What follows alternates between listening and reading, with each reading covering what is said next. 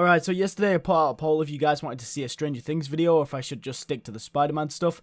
You guys destroyed no and voted just Spider-Man. But because I'm stubborn, I still wanted to put out a Stranger Things video because I had a point to make. But, to apologise, here is a spectacular Spider-Man video to make up for it. This video was already in production, and instead of waiting a couple of days to release it like I do for every new video, I'm just going to put this one out now so you guys don't get mad at me. So I'm sorry, I'm very, very sorry. I don't know what got over me. I probably should just never put the poll out in the first place and just upload the video. But anyway, enjoy the spectacular Spider-Man video.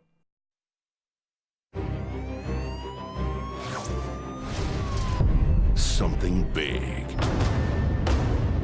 Something powerful. Something spectacular. I am the spectacular Spider-Man! The Spectacular Spider-Man, the show that blew everybody away.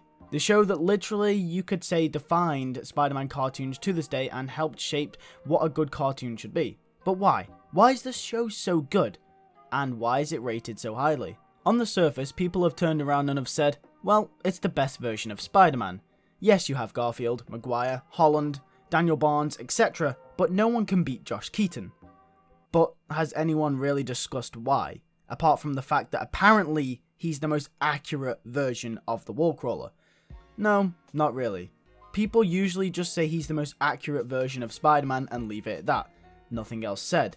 However, this could just be me, and I might get a lot of backlash for saying this, but I don't think this is the reason whatsoever. I don't think we love Spectacular Spider-Man because he's the best Spider-Man, and I'm going to explain why. Obviously, you're still allowed to like the character, and you're still allowed to like his representation of Spider-Man the best, but overall, I don't really think there is any good version of Spider-Man. We're going to have to look at why and what makes Spider-Man Spider-Man in the first place.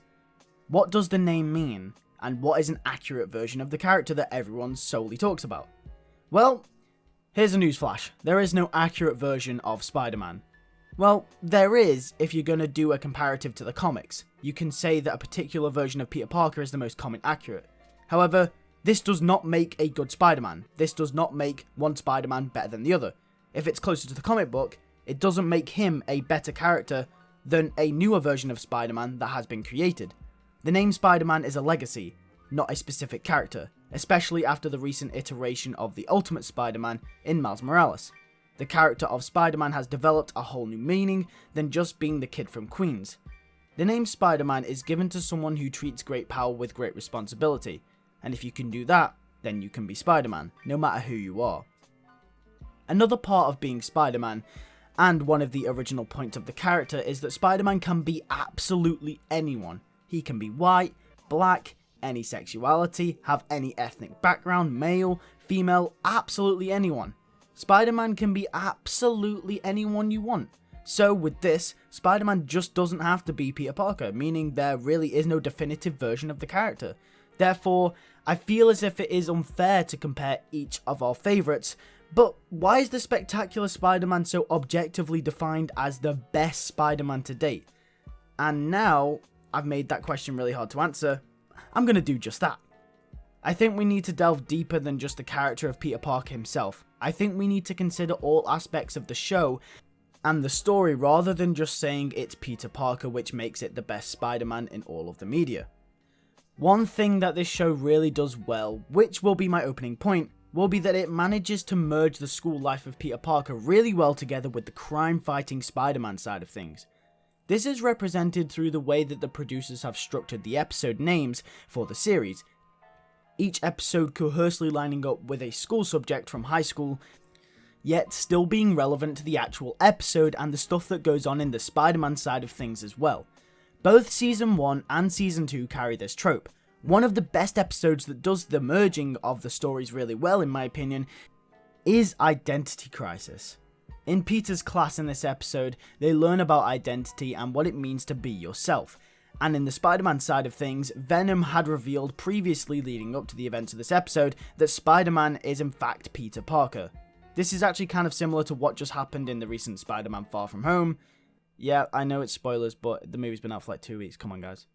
The people of New York go crazy, including the Daily Bugle, who do multiple interviews with people in Peter's life asking if they think he could potentially be Spider-Man or not. No. Peter's personal life is fantastically tied into this episode. This drama leads us brilliantly into the final showdown between Spider-Man and Venom at Midtown High School, where Venom is desperately trying to take off Peter's mask throughout the whole fight.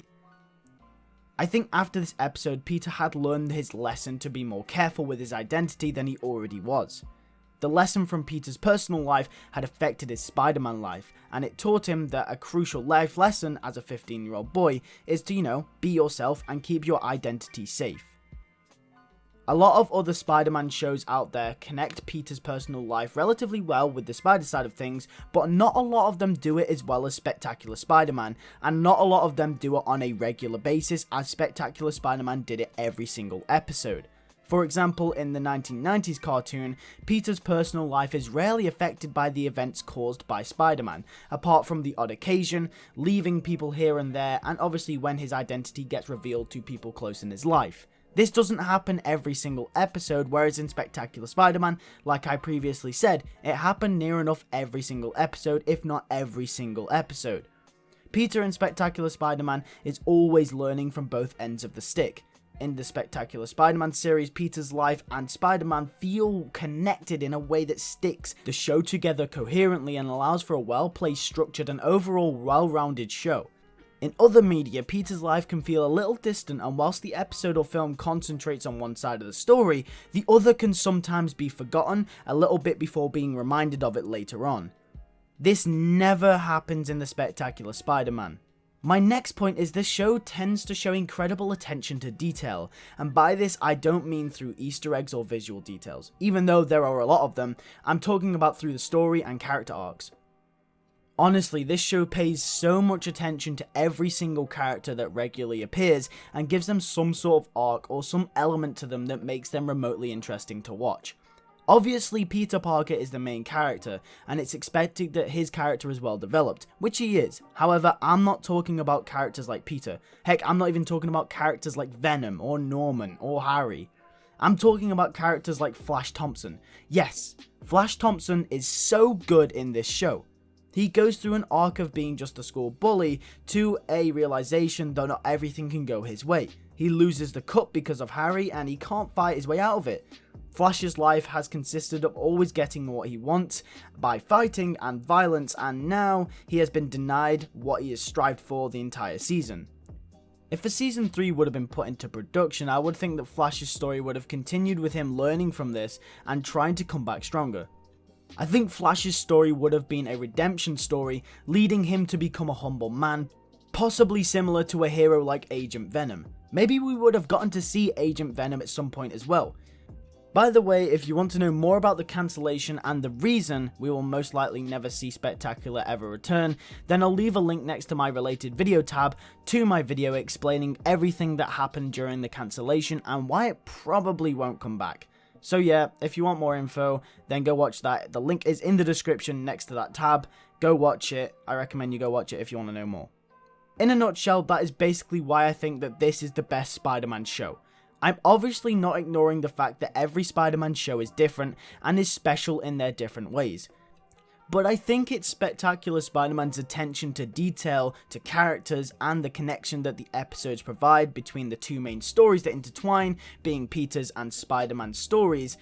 A lot of the other shows don't do this, and if not, often not at all. I'm so disappointed that the show got cancelled, but unfortunately, there was nothing else they could have done at the time, due to legal reasons. Once again, like I said, go watch my video on it if you want to know more. Also, Comic Storian, another fellow comic book YouTuber who's very, very good, he's got about 2 million subscribers, did a video on Spectacular Spider-Man, also explaining the whole situation. If you want a brief overview, just a short, quick explanation, go watch my video. If you want a deep, in-depth explanation, go watch his video, because I recently only just watched it, and I gotta say, he explains a lot of the stuff that I didn't explain a lot better than I did, but I still explained it very, very well. So if you just want a short, brief overview, quick snippet, go watch my video. If you want to see it in detail, go watch his video. I think it's very, very good. Just gonna put that out there. But yeah, once again, I've also got a new series coming up coming very soon, which is going to be a podcast series where I bring on fellow YouTubers or voice actors, and we talk about their interests, we talk about what they do on YouTube, we just talk about regular stuff. So basically what this channel is about, we talk about that kind of thing, film, TV, voice acting, all that kind of good stuff.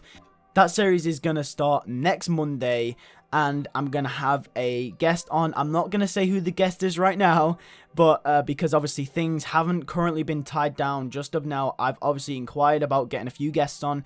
A couple of people have said yes, so we've got a lot of videos lined up for Monday over the next couple of weeks going into the summer holidays, and it's going to be a podcast about a 40 to an hour minute sit down, and we're going to just be talking about obviously like everything I said before. So with that being said, I already do have a guest for next Monday. I think you guys are going to like him very much. It's a very similar channel to mine, but I can't confirm who it is just yet, just in case he doesn't have time to come on the show on the first episode. But we'll see what happens. Obviously there'll definitely be one going out on Monday, but it just depends who it is. With that being said, thank you guys for watching this video. If you did enjoy, be sure to like button, subscribe if you are new, and tell me what you think in the comments below about Spectacular Spider-Man. I mean, man, it was a good show, wasn't it? I mean, it was a very, very good show. But I just want to clear something up again real quick. I don't think that Spider-Man in this show is a bad representation of the character. In fact, he's personally one of my favorite representations of the character. I just think it's a bit unfair to base a show solely off the comic accuracy of a Spider-Man show or the representation of the character. Obviously, you can like the character all you want. You can prefer others. That is subjective, and no one is going to be pleased because there's always going to be that one person who likes one than the other. But I think the reason we like Spectacular Spider-Man so much is because of other reasons and because the show is so good. With that being said, thank you guys for watching. I'll see you guys in the next one. Peace.